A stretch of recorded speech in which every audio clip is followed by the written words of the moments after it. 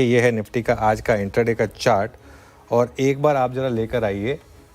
कल इस गैप को फिल नहीं हुआ। कल हमने इस चीज़ को एक स्ट्रेंथ माना था कि कल गैप फिल नहीं हुआ तो शायद वो गैप मार्केट फिल ना करने के मूड में हो, लेकिन मार्केट में कुछ चीज़ें होती हैं जो होनी होती हैं, तो गैप फिल होना था और मार्केट ने उस 8 अप्रैल के गैप को फाइनली आज फिल किया। और ये एक इम्पॉर्टेंट लेवल है क्योंकि यहाँ पर मैं ये जरूर कहूँगा आज हम थोड़ा सा मैं सोच रहा था कि 23,200 नहीं टूटेगा, लेकिन वो 23,150 तक चला गया, लेकिन फिर भी रिकवरी आ गई वहाँ से। ये अच्छी बात है कि 23,150 से एक रिकवरी आ गई और उम्मीद के मुताबिक बैंक निफ्टी ने ही उस रिकवरी को लीड किया। और निफ्टी आईटी ना सिर्फ कल की पूरी रैली, कई स्टॉक्स ने तो पूरी जो पिछले 5-6 दिन की रैली थी वो पूरी की पूरी गंवा दी, 5.5% नीचे। अब बताइए कल जो आईटी में ब्रेकआउट में फंसा है वो क्या करे, है ना। 5%, 5.5% नीचे निफ्टी आईटी इंडेक्स आज। कि ये रिकवरी कितनी टिकाऊ नजर आ रही है सर? आज जिस कदर टूटे थे हम जरूरत से ज्यादा, उसके बाद ये रिकवरी आना, ये किस ओर इशारा कर रहा है? बैंक निफ्टी में इस कदर की रिकवरी कैसे आई? और आईटी स्पेस जो मार्च 2020 के बाद आईटी इंडेक्स में इंट्राडे में अगर आप देखें तो सबसे बड़ी गिरावट है, इस गिरावट को कैसे देख रहे हैं आप? क्या आईटी यहाँ से और बड़ा, जिस कदर आज टूटा, एक और बड़ा कंसर्न नजर आ रहा है? और इम्पोर्टेंट लेवल्स क्या होंगे? पहले मैं बाजार पर आता हूँ, फिर मैं आपके आईटी के सवाल का जवाब दे दूंगा। देखिए निफ्टी ने आज क्या किया, आज 23,150 के गैप को पूरा फिल किया। आज का लो 23,151, आई थिंक इससे क्लोज नहीं आ सकते। आज सुबह ने 23,200 के स्टॉप की बात की थी, मैं जरूर मानता हूँ कि हम उस 50 पॉइंट से ज़्यादा नीचे गिर गए, ठीक है, लेकिन श्रेया मामला यही था कि सेकेंड हाफ में रिकवरी आ सकती है और मार्केट में अभी भी जो रेंज का लोअर एंड है वो डिफेंड हो रहा है, ठीक है, मोटा मोटी। लेकिन जैसा मैंने कहा कि सुबह की आशंका से ज़्यादा गिरावट है। एक बार वापस वो चार्ट रख दीजिए जरा, वो गैप वाला एक बार वापस हमारे व्यूअर्स को जरा समझा देते हैं वो कि वो जो गैप था वो गैप का फिल होना जरूरी था, उस गैप को आपने फिल किया और उसके बाद रिकवरी आई। बैंक निफ्टी में लेकिन एक आज अच्छी चीज़ हुई, आप पूछिए क्या? रिकवरी जो आई है और जो इम्पोर्टेंट लेवल के ऊपर आए। कहाँ से आई रिकवरी? आज का इंटरडे लो रखेगा बैंक निफ्टी का और आप देखें तो निफ्टी ने कल के लो को काफ़ी कन्विंसिंगली ब्रेक किया, बैंक निफ्टी ने नहीं किया।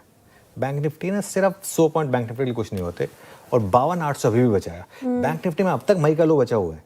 निफ्टी में टूटे 2 बार, निफ्टी में कल भी टूटा, निफ्टी में आज भी टूटा, बैंक निफ्टी ने फिर 52,800 का लो बचाया। और मेरे ख्याल से यहाँ से अगर एक ट्रेड है यहाँ पर तो वो बैंक निफ्टी में, क्योंकि मुझे लग रहा है कि अगर आरबीआई का रेट हाइक ना आए और अगर कुछ सरकार की तरफ से कुछ, जैसे बॉन्ड टैक्सेशन बात हो रही है, ऐसा कुछ हो जाए अगर, तो फिर किसी भी रैली के लिए बैंकों का चलना बहुत ज़रूरी है। अब आता हूँ मैं आपके दूसरे सवाल पर, आईटी। देखिए आईटी पर एक बार फिर से मुझे लग रहा है कि हायर लेवल पर लोग फंसे। और श्रेया मैं एक चीज़ बताऊँ, मेरा पर्सनल कोई एनिमिटी नहीं है आईटी से कि लार्ज कैप आईटी पर। क्यों मैं लार्ज कैप आईटी पर लगातार नेगेटिव बना हुआ हूँ? क्योंकि मेरा मानना ये है कि बहुत लोग अभी भी एक होप में एक ट्रेड ले रहे हैं।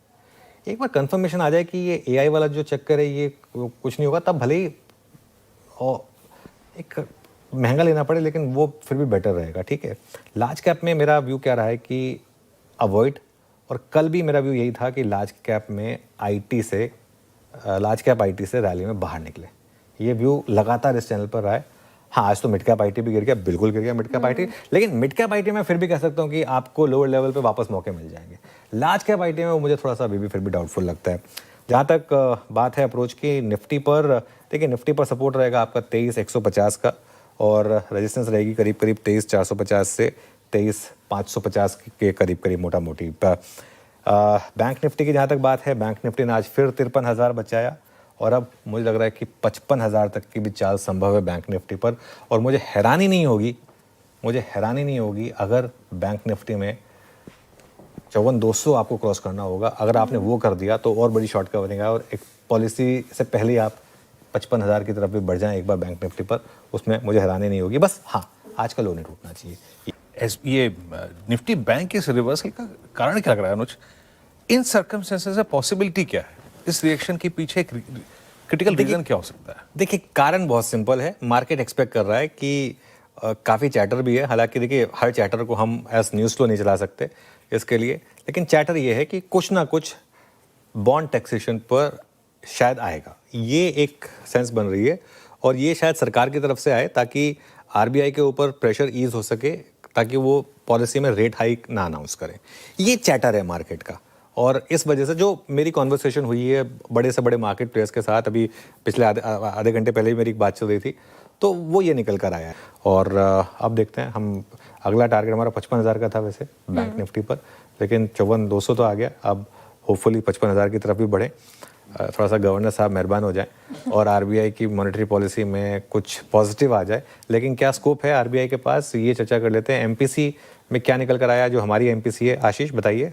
बहुत ज़्यादा स्कोप तो है नहीं गवर्नर साहब के पास मैन्यूवर करने के लिए, क्योंकि लास्ट एमपीसी और इस एमपीसी के बीच में काफ़ी डिफरेंट और ज़्यादा कॉम्प्लेक्स हो गई है मैक्रो इकोनॉमिक सिचुएशन। भाई वो वेस्ट एशिया क्राइसिस तब छिड़ा था, अब तक चला ही चला जा रहा है। कच्चा तेल, गैस की कीमतें फटे जा रही हैं, सप्लाई चेन के डिस्ट्रप्शंस हैं, और रुपए की गिरावट और डिप्रिसिएशन की हम लोग रह के चर्चा करते ही रहते हैं। इस बैकड्रॉप पे एमपीसी की बैठक आज से शुरू हुई है। पिछली कई पॉलिसीज में क्या स्टेप्स उठाए थे एमपीसी ने, आपकी स्क्रीन पर रख दिया है मैंने।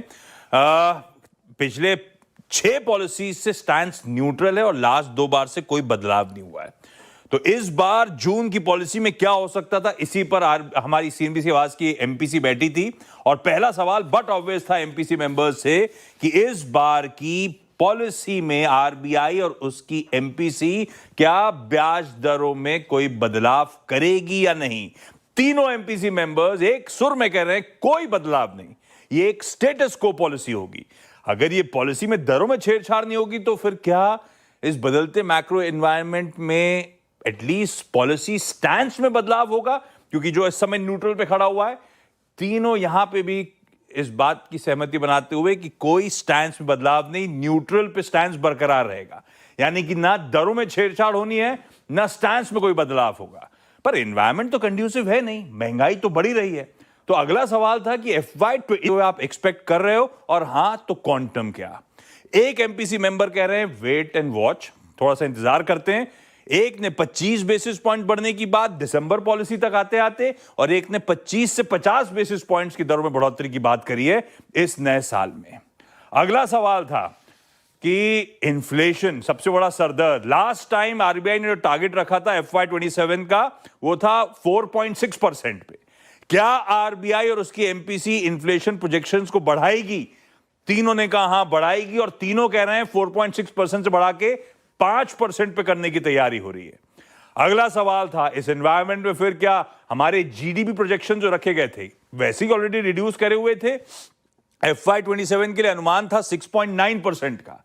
क्या इस बार वो प्रोजेक्शंस और फर्दर रिड्यूस करने की आरबीआई और एमपीसी तैयारी कर रहा है? तीनों कह रहे हैं हां, और शायद रिड्यूस करके 6.9% से 6.5% पे लाने की तैयारी हो रही है।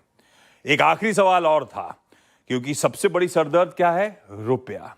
कई सारे अदर देन एमपीसी मेंबर्स, उनसे आप बातचीत करो तो कह रहे हैं कि शायद ब्याज दरें बढ़ानी चाहिए रुपए को संभालने के लिए। ऐसा तो हो नहीं रहा, हमारे एमपीसी मेंबर्स ने क्लियर कर दिया है। तो क्या रुपए की एटलीस्ट वोलेटिलिटी को एड्रेस करने के लिए एमपीसी आरबीआई अपनी क्रेडिट पॉलिसी में कुछ अनाउंसमेंट कर सकता है? तीनों ने कहा नहीं, और वैसे इसका रीजन है एमपीसी का मैंडेट सिर्फ इन्फ्लेशन टारगेटिंग है। एमपीसी का मैंडेट करेंसी नहीं है, वो आरबीआई पॉलिसी के बाद भी कोई भी अनाउंसमेंट कर सकती है। तो इस बार रुपए को लेकर भी कोई खास स्टेप एक्सपेक्टेड नहीं। तो कमेंट्री थोड़ी हॉकिश हो रही होगी, देखते हैं गवर्नर साहब किस तरफ से गाइड करते हैं आने वाले समय के लिए। लेकिन इस बार की पॉलिसी में ना दरें छेड़ी जाएंगी, ना स्टैंस बदला जाएगा। ओके, ना दरें छेड़ी जाएंगी, ना स्टैंस बदला जाएगा। शुक्रिया आशीष। तो ये आरबीआई की मॉनेटरी पॉलिसी से जो आप एक्सपेक्ट कर रहे हैं वो आ गया यहाँ पर एक। बिल्कुल अनुज, क्लोजिंग की तरफ बढ़ते हैं। अनुज, रणनीति क्या रखें अनुज इस पे? मतलब अब हम 23402 आई मीन 23,400 के आसपास क्लोज हो रहे हैं। हालांकि अनुज जो बात हम कर रहे थे 2 बजे के आसपास, वो major tax relief for FPI ऐसी कुछ भनक थी, वो तो नहीं है अनुज यहाँ पर। तो कैसे रीड करें इस प्राइस सेक्शन को और कल के लिए भी हो? वो जरूरी नहीं यहाँ आए, कैबिनेट में आए। वो कैबिनेट के साथ CCEA भी हुआ है, और अगर सरकार को लाना हो तो सरकार ऑर्डिनेंस ला सकती है, ठीक है ना, इसमें कोई वो नहीं है। तो ये मतलब अनाउंस नहीं हुआ, इसका मतलब ये नहीं कि आया नहीं। हाँ, कल तक क्लियर हो जाएगा अगर उसके बाद भी कुछ नहीं आया तो। लेकिन मेरे मार्केट देखे ना, अगर आप तो ऐसा कोई बहुत ज़्यादा डिसअपॉइंटेड नहीं है। अगर नहीं आया होता, अगर नहीं आना होता तो बैंक निफ्टी अभी 500 पॉइंट के गेन सस्टेन नहीं कर रहा होता। लेकिन बैंक निफ्टी अभी भी स्ट्रेंथ के साथ जा रहा है। देखिए मेरा मानना ये है कि अगर आप गैम्बल नहीं करना चाहते तो कल सुबह फिर फ्रेश पोजीशन लें, ठीक है। अगर आप अग्रेसिव ट्रेडर हैं तो अगर आप बाय कॉल्स इस मार्केट को प्ले करना चाहते हैं, वो अप्रोच मंथ एंड कॉल्स अगर आप लेना चाहते हैं वो आपके ऊपर है।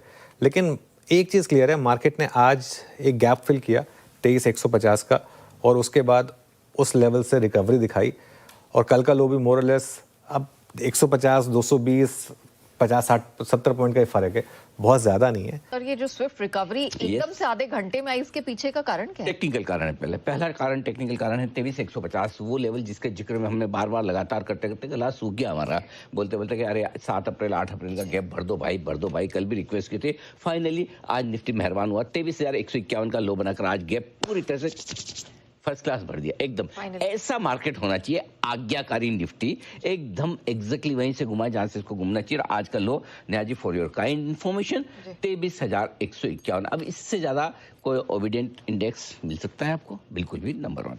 नंबर 2, बैंक निफ्टी आज भी हमारा ये कहना था कि 53,125, 53,275 की रेंज में खरीदना है और एग्जैक्टली वो भी 52,800, 53,000 का जो सपोर्ट रेंज है वहीं से घुमा है। और आज का लो देख लीजिए आप बैंक निफ्टी में भी 53,027 का है, बिल्कुल परफेक्ट लेवल से, दोनों ही बढ़िया सपोर्ट लेवल से घूमे। तो पहले तो मैं रिकवरी की जो आप वजह पूछें, मैं इसको टेक्निकल कारण मानूंगा कि दोनों ही बड़े सपोर्ट लेवल के आसपास जो बाजार आया वहां से इसको घूमना था और वहीं से इन शेयरों में तेजी आई। रिकवरी को लीड किया बैंकिंग शेयरों ने, जिनको लीड करना ही चाहिए था, वो बहुत जरूरी था, इसलिए बिल्कुल ये एकदम परफेक्ट लेवल से घूमे हैं। पहली चीज तो ये। दूसरी चीज ये है कि कहीं न कहीं आज कैबिनेट की बैठक है और उसको लेकर भी थोड़ी बाजार में चर्चाएं भी है। एक हमने भी अभी थोड़ी देर पहले से एक्सक्लूसिव खबर भी की है, मैं आप दर्शकों के सामने रखना भी चाहता हूं, जिन्होंने नहीं देखी वो देखे कि आज कैबिनेट की अहम बैठक है। इसमें इनकम टैक्स बिल जो है उसमें एक किसी तरह का संशोधन लाने के ऊपर चर्चा हो सकती है कैबिनेट और सीसीए की बैठक में। ये आज बड़ा फैसला होता हुआ दिख सकता है और एक कुछ जो प्रोविजंस हैं उसमें संशोधन के बारे में कुछ बातचीत हो सकती है, इसकी संभावना है। अब होती नहीं होती देखते हैं, क्योंकि बहुत सारा एजेंडा होता है, बहुत सारी बातें होती है और अगर इस तरह का संशोधन की कोई चर्चा होती है तो फिर उसके संशोधन के लिए एक बाद में विधेयक लाया जाएगा जो संसद के सत्र में होगा। और इसका पर्पज ये हो सकता है कि एफआईएस के ऊपर जो टैक्सेशन है, चाहे वो इक्विटी में हो, चाहे इंटरेस्ट रेट स्वैप्स वगैरह में इंटरेस्ट रेट हो, या फिर जो बॉन्ड्स वगैरह में इन्वेस्टमेंट को लेकर हो, इंटरेस्ट इनकम को लेकर और मार्केट की इनकम को लेकर टैक्सेशन में रेट्स में अगर कोई बदलाव करना हो तो रेट्स में बदलाव करने का तरीका ये कि आपको इनकम टैक्स एक्ट में आपको बदलाव करना होता है, बिल में बदलाव करना होता है। बिल में बदलाव करने के लिए आपको उसमें अमेंडमेंट लाना होता है। अमेंडमेंट लाने के लिए आपको पार्लियामेंट के सेशन की जरूरत पड़ती है, वहां अप्रूव करवाना पड़ता है। हर वक्त तो पार्लियामेंट का सेशन चलता नहीं है, तो ऐसे में संभव है कि कैबिनेट उसको पहले मंजूरी दे और उसके बाद जब अगला सत्र में पार्लियामेंट में जब भी हो तो उस पर फैसला हो। फैसला होगा नहीं होगा, कब होगा, कैसा होगा, ये देखने वाली बात है। लेकिन आज इसमें चर्चा जरूर हो सकती है। आज की कैबिनेट के एक रीजन शायद वो भी हो सकता है जिसकी वजह से बाजार में थोड़ी रिकवरी आती हुई दिखे। देखते हैं खबरें आगे किस तरह से बढ़ती, लेकिन ये चर्चाएं हैं जिसकी वजह से थोड़ा थोड़ा बाजार में एक्शन बदलाव आपको नजर आ रहा है।